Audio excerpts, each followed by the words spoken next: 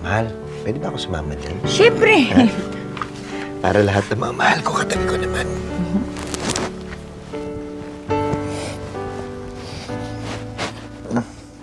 Yep.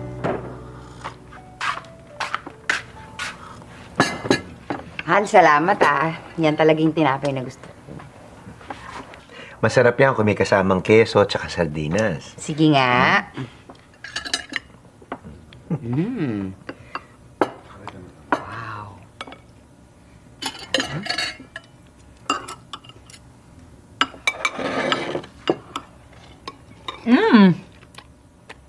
Masarap.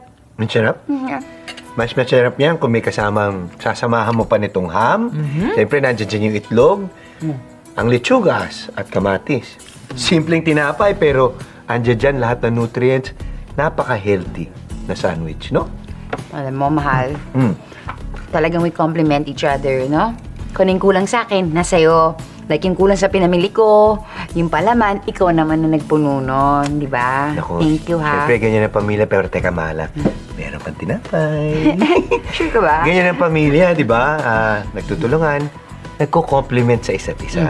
Kaya sa susunod na mag-grocery ka, apat tayong dalawa na mag-grocery sa susunod, ha?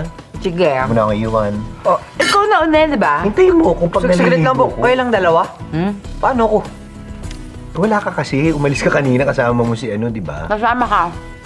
Sige, sama ka na. Sige po. Tayong tatlo na, ha? Sige. Sige. Kain na. Uy.